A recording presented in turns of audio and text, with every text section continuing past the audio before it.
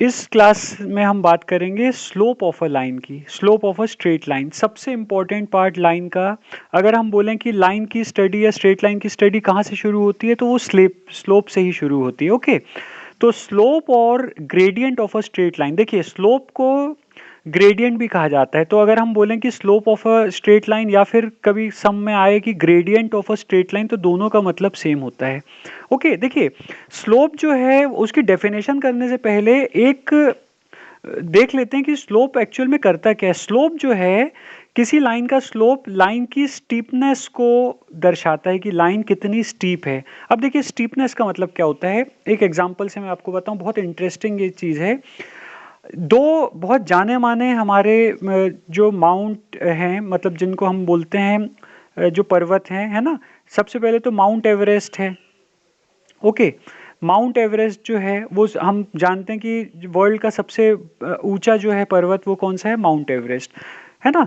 और ये तो इंडिया में नहीं है, लेकिन इंडिया में जो है वो क्या है, K2, है ना। K2 जो है ये जो है इंडिया में है।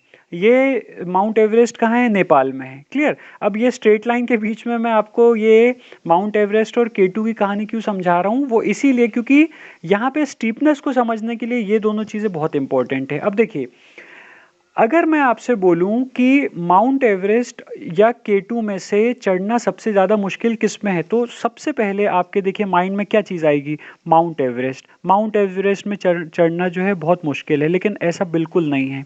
देखिए माउंट एवरेस्ट हालांकि सबसे ऊंची पर्वत है ना, माउंट एवरेस्ट सबसे ऊंचा है, K2 से ऊंचा है, लेकिन K2 में चढ़ना जो है वो माउंट एवरेस्ट के कंपैरिजन में ज़्यादा मुश्किल है। कैसे, मैं आपको बता दे रहा हूँ। अगर आप माउंट एवरेस्ट की चढ़ाई की बात करें, तो ये थोड़ा ऐसा फ्लैट है कंपेयर टू K2। अगर आप K2 की बात करें ना, तो K2 की जो आपकी ढलान है या स्टीपनेस है, देखिए यही जो स्टीपनेस है वही चीज़ मैं आपको बता रहा हूँ, वो इस टाइप की है। तो आप खुद ही सोचिए कि अगर कोई पर्सन यहाँ पे चढ़ रहा है K2 पे, तो उसको चढ़ने में ज़्यादा एनर्जी लगानी पड़ेगी कंपेयर टू माउंट एवरेस्ट, जो कि इससे थोड़ा सा ज़्यादा आप कह सकते हो टिल्टेड पोजीशन में है ना। तो यहाँ पे स्टीपनेस का मतलब क्या होता है कि स्टीपनेस जो है वो एक ऐसी प्रॉपर्टी है लाइन की जो ये शो करती है कि वो इस वर्टिकल लाइंस की तरफ कितना आ रहा है। अब देखिए, आप ये देख सकते हैं कि ये आपकी वर्टिकल लाइन है ना, और ये भी सिमिलरली आपकी क्या है, वर्टिकल लाइन। तो दोनों अगर हम वर्टिकल लाइंस को अगर देखें, तो इस लाइन की अगर हम बात करें तो ये वर्टिकल लाइन से काफ़ी दूर है, लेकिन ये जो लाइन है ये वर्टिकल लाइन से काफ़ी पास में है। इसीलिए हम ये कह सकते हैं कि ये जो आपका लाइन है ये स्टीप है कंपेयर टू इससे, मतलब स्टीपनेस इसकी भी है, स्टीपनेस इसकी भी है, लेकिन ज़्यादा स्टीपर कौन सा है, ये वाला। तो इसीलिए K2 में जो है वो चढ़ना बहुत मुश्किल हो जाता है कंपेयर टू माउंट एवरेस्ट के। ओके, तो अगर कोई आपसे पूछे कि माउंट एवरेस्ट और K2 में से जो है कौन ज़्यादा कठिन है जिसमें चढ़ना, तो जो K2 है ना, उसमें चढ़ना जो है वो ज़्यादा मुश्किल पड़ता है। क्यों? क्योंकि ये ज़्यादा स्टीपर है कंपेयर टू माउंट एवरेस्ट। तो ये जो स्टीपनेस जो प्रॉपर्टी है, तो स्टीपनेस मैंने आपको बता दिया। स्टीपनेस क्या होता है, किसी भी लाइन की एक ऐसी प्रॉपर्टी जो कि वो ये तय करती है कि वो कितनी वर्टिकली, मतलब वर्टिकल लाइन की तरफ कितनी और जा रही है। अब आप ये देख सकते हैं, अगर इन दोनों को देखें तो ये वर्टिकल लाइन से काफ़ी दूर है कंपेयर टू दिस। तो ये जो है ये वर्टिकल लाइन को ज़्यादा अप्रोच कर रही है, और ये वर्टिकल लाइन को कम अप्रोच कर रही है। मतलब वर्टिकल लाइन और इस लाइन के बीच की अगर आप डिस्टेंस देखो इस पॉइंट से, तो ये काफ़ी कम ज़्यादा है कंपेयर टू दिस। इसका मतलब ये ज़्यादा स्टीप है और ये कम स्टीप है ना। ये मोर स्टीपर है और ये आपकी है लेस स्टीपर, ये आपकी कम स्टीपर है, अगर हम इन दोनों की बात करें। तो स्टीपनेस ऑफ लाइन आप समझ गए होंगे, आई होप, क्या होता है। तो जो ये जो स्ट्रेट लाइन में जो आप पढ़ते हो, स्लोप और gradient of a straight line, ये एक्चुअल में क्या करती है, ये लाइन की स्टीपनेस को मेजर करती है कि लाइन कितनी स्टीप है। Is that clear? तो इसको देखिए दो तरीकों से पढ़ा जाता है। इस वीडियो में हम आपको एंगल के रिस्पेक्ट में बताएंगे कि एंगल के रिस्पेक्ट में लाइन को हम कैसे पढ़ रहे हैं।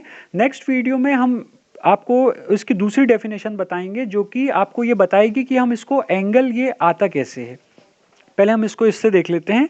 द स्लोप और gradient of a line is the tangent of the angle which the part of the line above the x-axis makes with the positive direction of the x-axis. The slope of a line is indicated by letter M. अब देखिए इसका मतलब क्या है, पूरा मैं आपको समझा रहा हूँ। ये x एक्सिस है और ये कौन सी एक्सिस है, y एक्सिस है। लाइन की मैं डेफिनेशन आपको समझा चुका हूँ कि लाइन क्या होती है, राइट।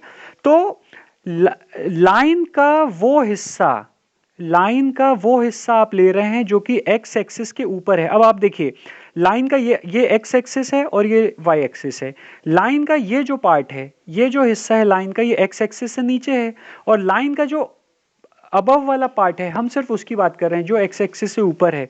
तो ये जो लाइन का पार्ट जो कि एक एंगल बना रहा है with the positive direction of the x axis, मतलब पॉजिटिव डायरेक्शन देखिए ये क्योंकि माइनस एक्स एक्सिस है और ये प्लस एक्स एक्सिस है, ओके। इसीलिए यहां से एंगल ना देख के हम इस एंगल की बात कर रहे हैं, मतलब पॉजिटिव एक्स एक्सिस से कोई लाइन कितना एंगल बना रही है, तो वो जो एंगल हमारा है, वो जो हमारा एंगल आया उसका टेन अगर हम ले लें। अब आपने ये पढ़ा होगा ट्रिग्नोमेट्रिक रेशियो, ट्रिग्नोमेट्री में साइन कॉस टेन क्या होता है ना।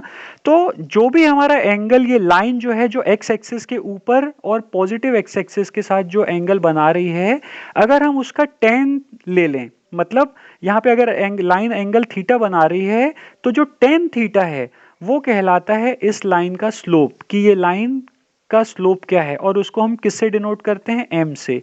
तो m इक्वल्स टू यहाँ पे टेन थीटा, मतलब स्लोप ऑफ लाइन जो है उसको हम डिनोट करते हैं स्मॉल m से, और जो कि किसके इक्वल होता है, वो एंगल जो कि लाइन x एक्सिस के ऊपर और पॉजिटिव x एक्सिस के साथ जो एंगल बना रही है, उसका अगर हम टेंजेंट ले लें, टेन को आप अगर फुल फॉर्म में बोलो तो टेंजेंट बोला जाता है, तो उसका अगर आप टेन ले लो, उस एंगल का अगर आप टेन ले लो, तो आपका ये जो भी न्यूमेरिकल वैल्यू आएगी, जो भी आंसर आएगा, न्यूमेरिकल वैल्यू जो आएगी, वो आपकी क्या कहलाएगी, स्लोप। सपोज कीजिए कि लाइन जो है वो 45 डिग्री एंगल बना रही है एक्स एक्सिस के साथ, पॉजिटिव एक्स एक्सिस के साथ, तो आपका m इक्वल्स टू कितना आ जाएगा, 1045। और 1045 क्या होता है, 1। ये 10th क्लास में ट्रिग्नोमेट्री में हमने पढ़ा है।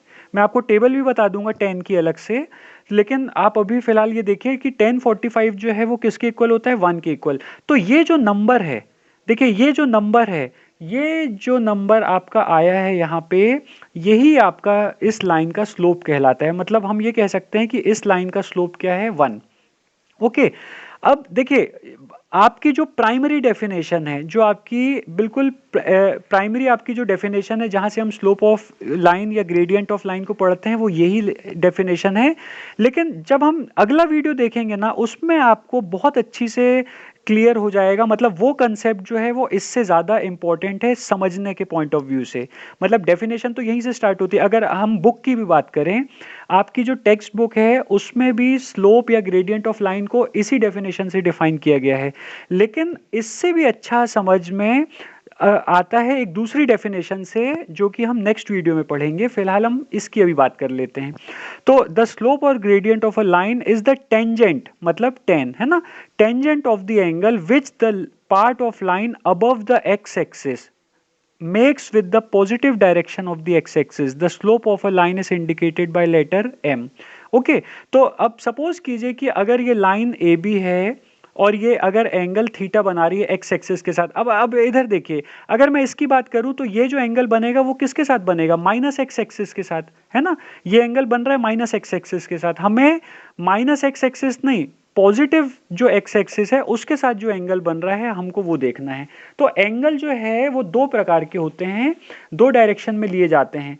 एक होता है आपका क्लॉकवाइज डायरेक्शन, कौन सा होता है देखिए, क्लॉकवाइज डायरेक्शन, और एक होता है एंटी क्लॉकवाइज डायरेक्शन। एक होता है क्लॉकवाइज डायरेक्शन और एक क्या होता है, anti clockwise direction. Clockwise direction वो डायरेक्शन होता है जिस डायरेक्शन में घड़ी घूमती है। आप अब कभी देखिए घड़ी जो है वो इस डायरेक्शन में घूमेगी, है ना, 1 2 3, ये घड़ी जो है वो ऐसे डायरेक्शन में घूमती है। तो एंटी क्लॉकवाइज डायरेक्शन जो है वो किस टाइप का रहता है, घड़ी के उल्टी दिशा में, मतलब इस टाइप से, ऐसा डायरेक्शन, है ना। घड़ी आपकी इस डायरेक्शन में घूमती है, और ये तो ये क्लॉकवाइज डायरेक्शन हो गया। एंटी क्लॉकवाइज डायरेक्शन क्या हो गया, अगर आप उल्टी घड़ी की दिशा में अगर आप मतलब जो घड़ी है उसकी अगर उल्टे डायरेक्शन में घड़ी जैसे चलती है, अगर उसके उल्टे डायरेक्शन में अगर आप कोई डायरेक्शन देते हैं तो वो आपका क्या कहलाता है, एंटी क्लॉकवाइज डायरेक्शन। तो आप ये देख सकते हैं कि ये जो डायरेक्शन है ये हमेशा किस डायरेक्शन में होता है, एंटी क्लॉकवाइज डायरेक्शन में।